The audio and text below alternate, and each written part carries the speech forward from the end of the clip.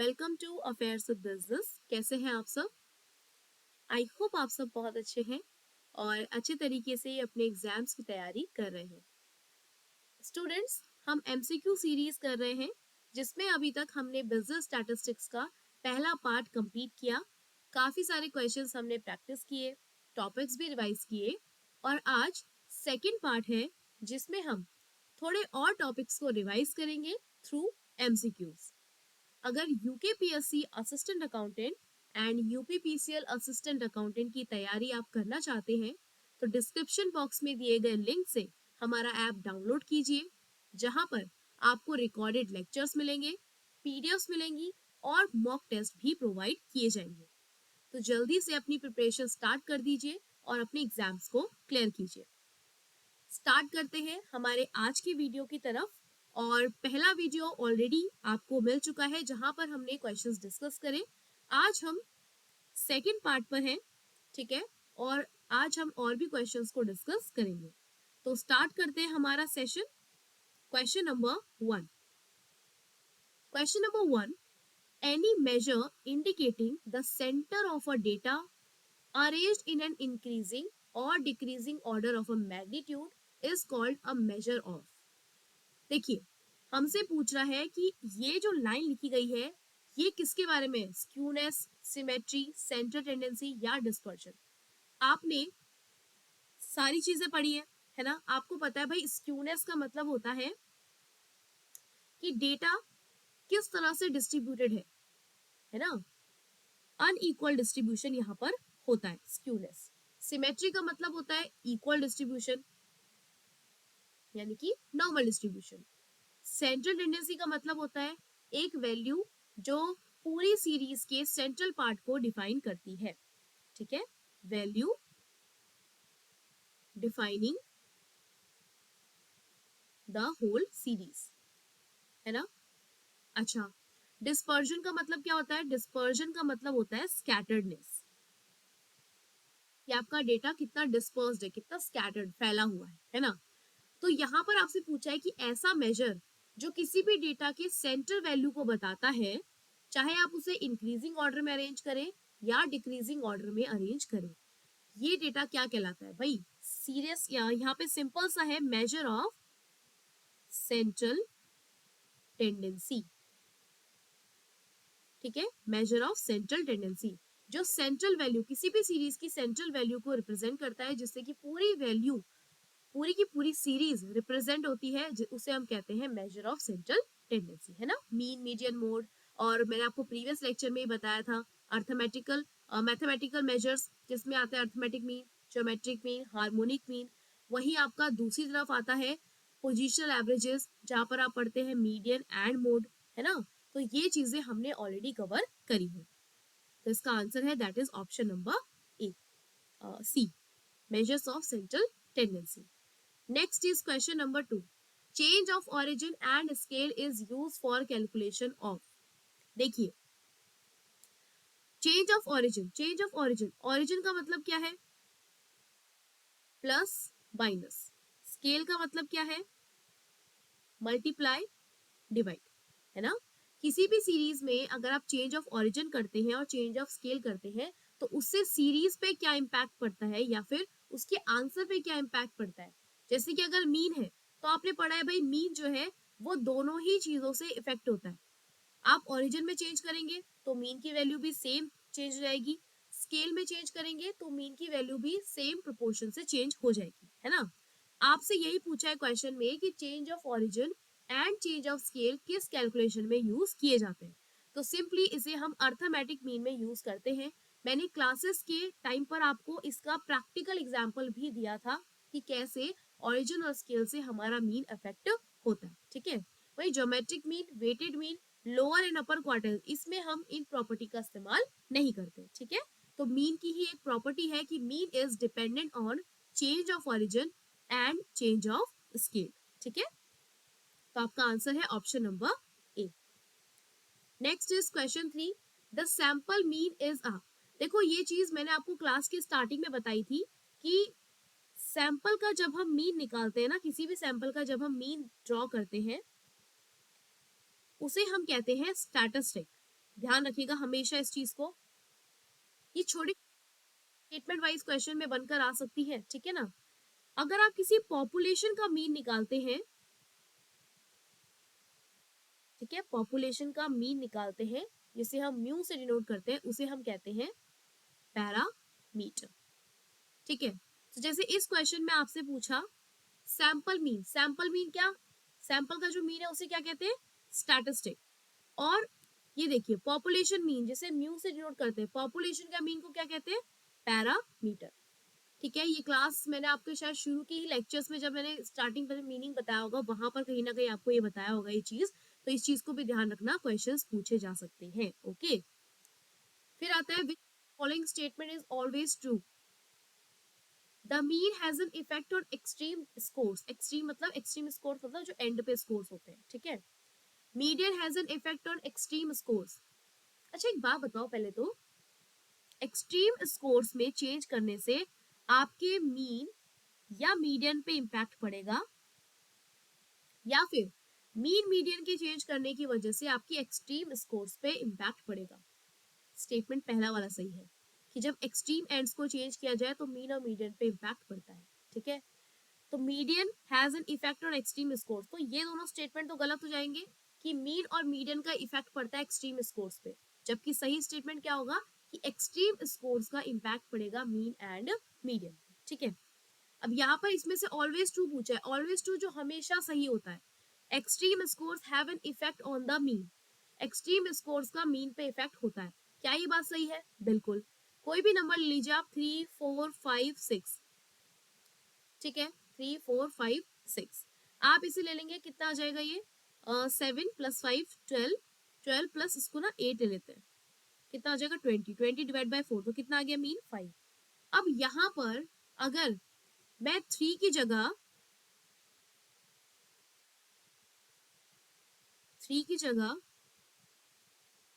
7 कर दूं, मैंने ये एंड चेंज कर दिया, ठीक है। अब देखो 7 + 5 12, 12 + 8 20, 20 + 4 24, 24/4 कितना आ जाएगा मीन 6, तो मीन में चेंज आ गया है ना। तो एक्सट्रीम स्कोर्स को चेंज करते हैं तो मीन में हमेशा चेंज आता है, ये बिल्कुल करेक्ट स्टेटमेंट है ऑप्शन सी। लेकिन ऑप्शन डी बोला है कि एक्सट्रीम स्कोर्स का मीडियन पे इफेक्ट पड़ता है। अब बताओ 3 4 6 7 8, इसमें से मीडियन क्या है मैम, मीडियन 6 है, ठीक है। अब मैं लिख दूं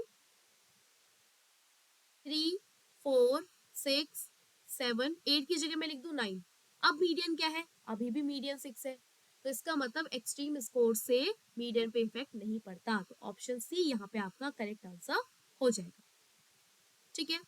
next is question number C, question number 6, the sum of deviation taken from mean, just sum of deviation taken from mean, आपको याद है अर्थमेटिक मीन की प्रॉपर्टीज, मैंने कहा था कि भाई प्लीज इसकी प्रॉपर्टीज अच्छे से पढ़ना।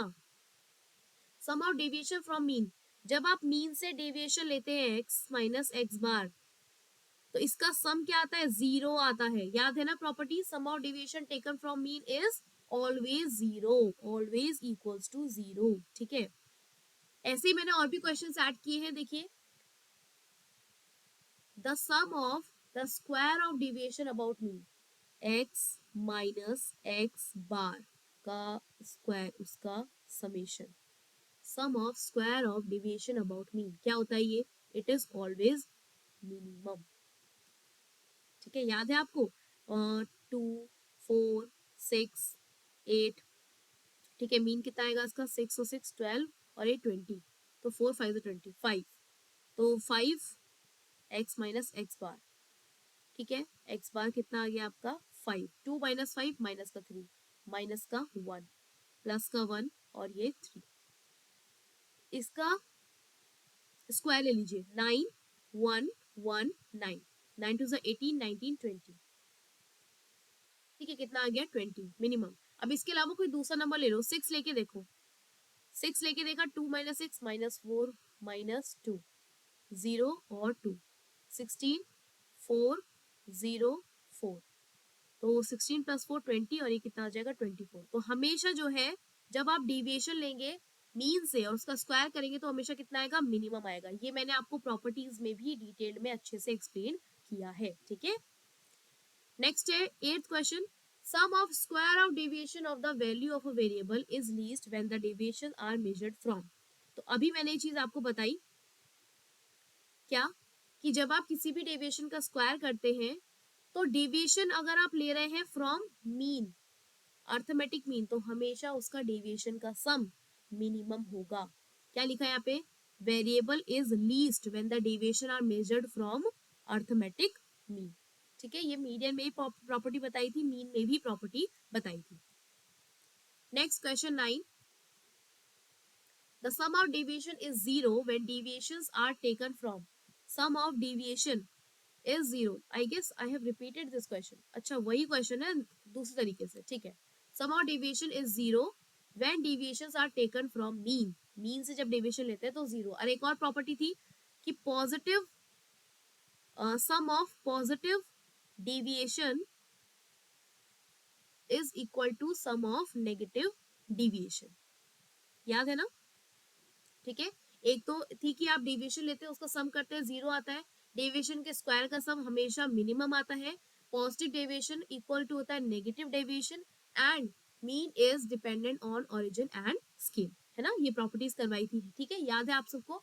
मैंने स्पेशली कहा है कि भाई जो भी प्रॉपर्टीज होती है, चाहे मीन हो, मीडियन हो, मोड हो, ज्योमेट्रिक मीन हो, हार्मोनिक मीन हो, कोई भी मीन हो, इन सभी की प्रॉपर्टीज अच्छे से पढ़ा कीजिए, प्रॉपर्टीज से क्वेश्चंस आते हैं। ठीक है, next is question 10, mean of 10 observation is 10।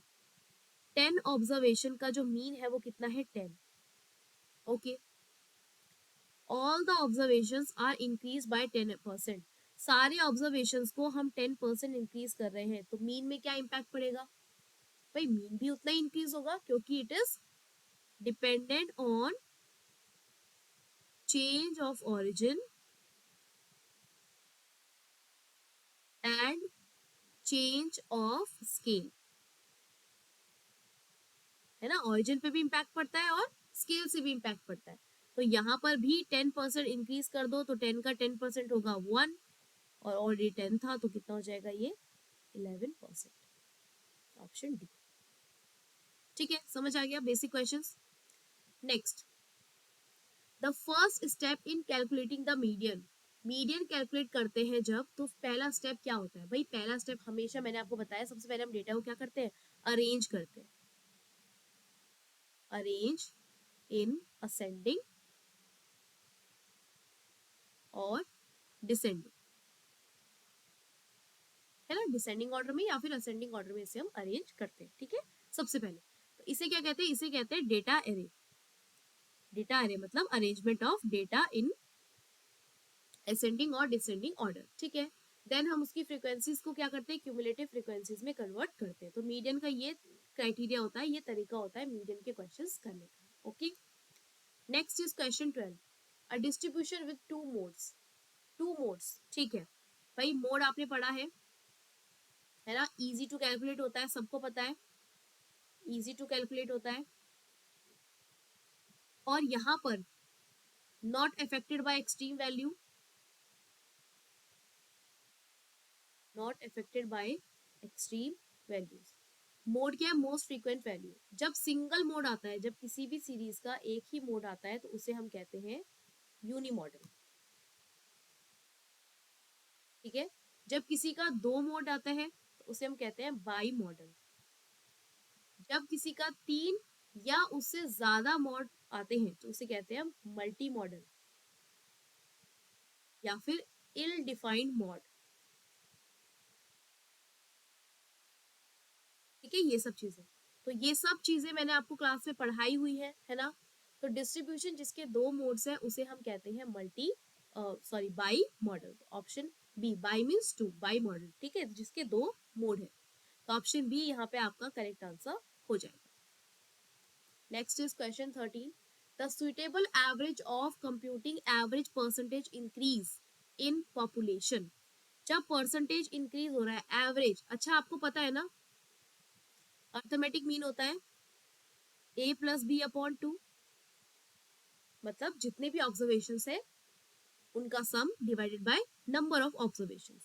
फिर आता है आपका ज्योमेट्रिक मीन। ठीक है, ज्योमेट्रिक मीन में हम क्या लेते हैं, हम लेते हैं इसमें स्क्वायर रूट।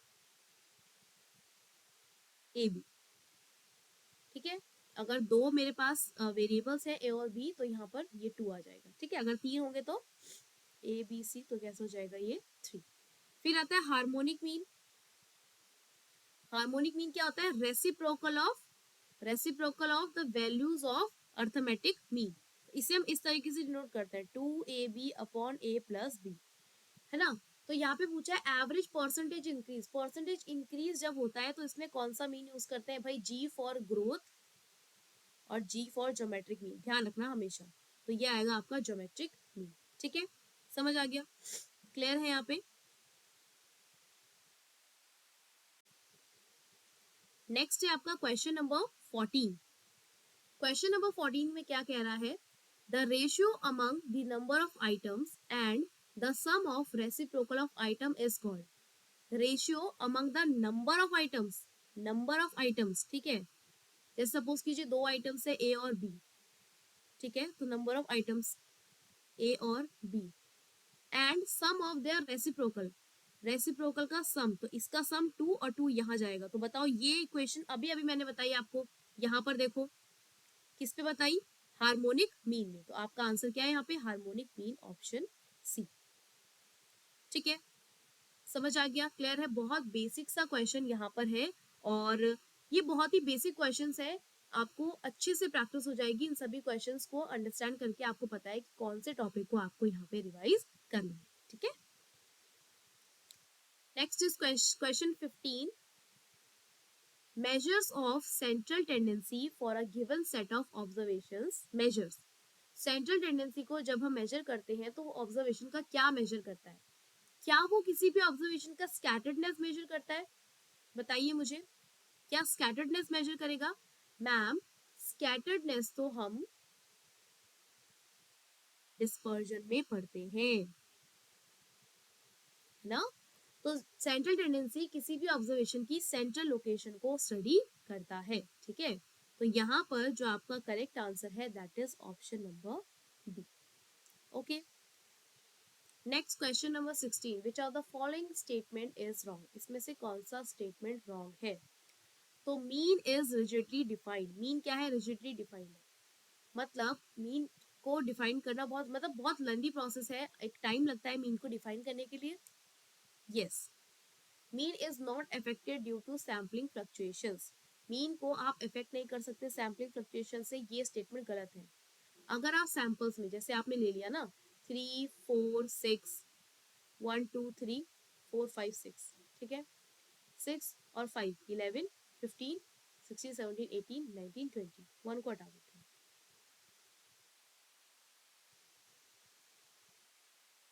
1 को हटाते कितना आ जाएगा 20 अपॉन 5, तो कितना आ जाएगा मीन 4।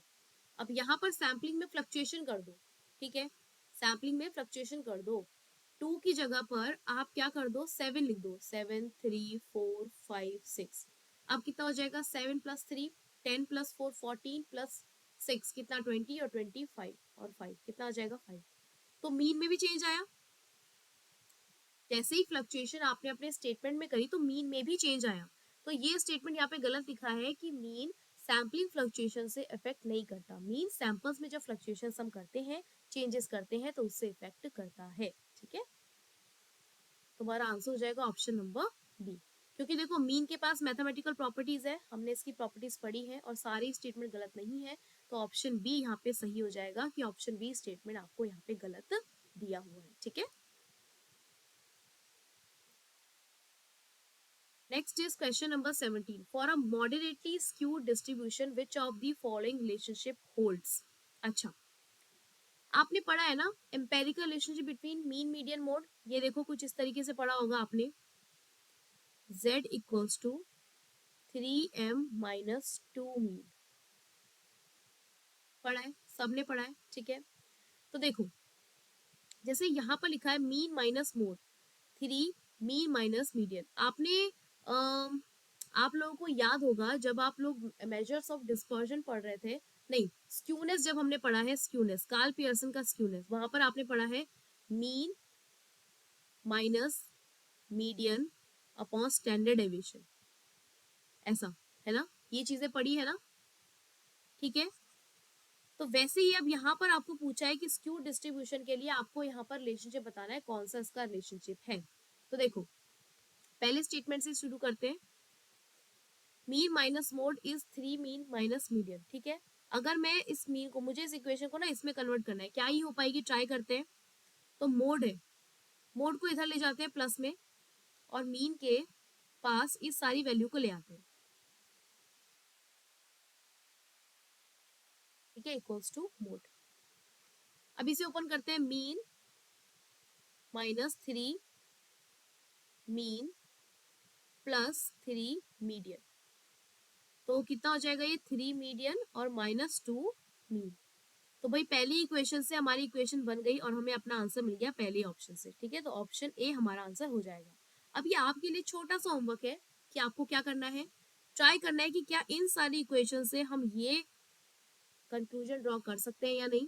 ठीक है, ये आपको ड्रॉ करना है। ऐसा नहीं आएगा बिकॉज ऑब्वियसली हमें अपना आंसर मिल गया है, बट स्टिल आपको इसको चेक करना है, ये आपका छोटा सा होमवर्क रहेगा। ठीक है, चलिए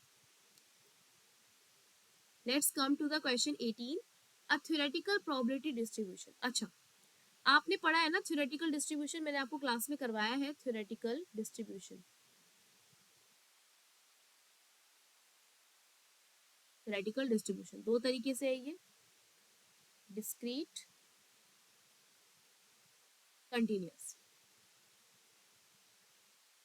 डिस्क्रीट में भी दो आते हैं, बाइनोमियल और पॉइजन, और यहाँ पर आता है आपका नॉमिनल डिस्ट्रीब्यूशन।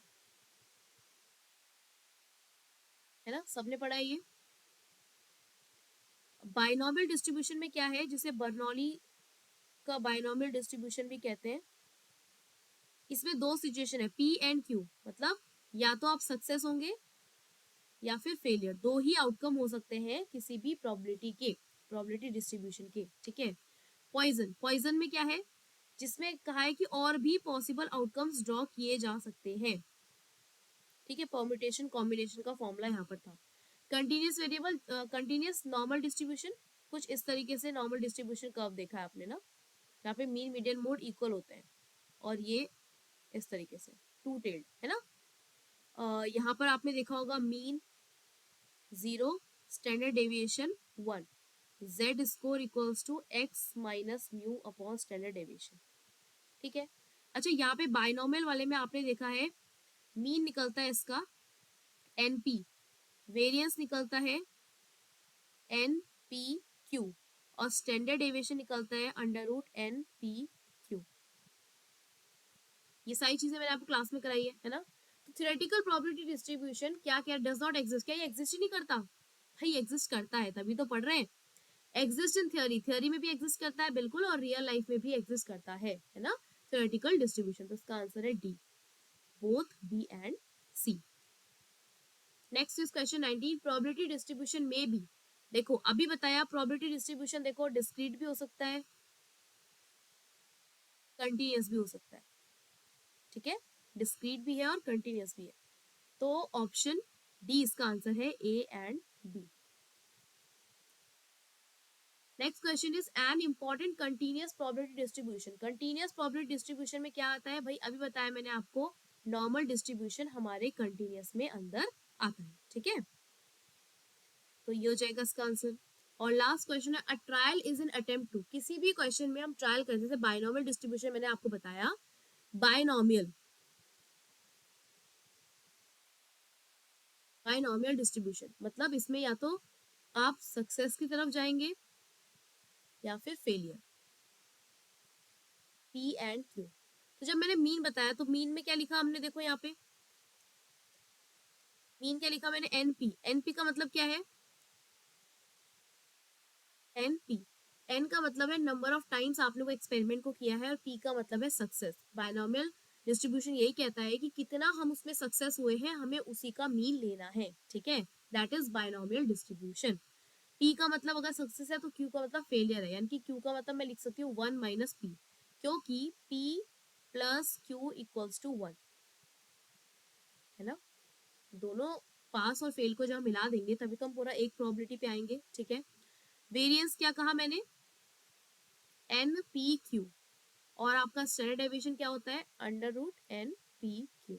तो ट्रायल क्या होता है, ट्रायल का मतलब है एक ऐसा अटेम्प्ट जिसमें आप क्या कर रहे हैं, आप किसी भी आउटकम जो विड्रॉ कर रहे हैं वो 100% श्योर भी नहीं है और ऐसा भी नहीं है कि वो इम्पॉसिबल है ना। दो आउटकम है, दोनों में से एक ना एक आउटकम तो अराइज होगा ही होगा। तो neither it's certain nor it's impossible, ठीक है। तो ऑप्शन डी यहाँ पे आपका करेक्ट आंसर हो जाएगा, ठीक है। समझ आ गया, क्लियर है। तो इस तरीके से यहाँ पर आपके ये वाले क्वेश्चंस कंप्लीट होते हैं। ओके, तो हमने second part business statistics MCQ का यहाँ पे कवर किया है, और भी पार्ट्स इसके आएंगे जिसमें आप काफी सारे टॉपिक्स को रिवाइज करेंगे, ठीक है। तो आई होप कि आपके लिए ये वीडियो हेल्पफुल रहा है, और मैं आपको फिर से याद दिलाना चाहती हूँ कि डिस्क्रिप्शन बॉक्स में दिए गए लिंक से हमारा ऐप इंस्टॉल कर सकते हैं। वहां पर आप UKPSC assistant accountant, UPPCL assistant accountant और भी वेरियस एग्जाम्स की प्रिपरेशन कर सकते हैं। डिस्क्रिप्शन में लिंक है, जाकर अपनी प्रिपरेशन स्टार्ट कीजिए। I'll see you in the next video. Till then, keep studying and keep revising. Bye bye students. Take care of yourselves. Bye bye.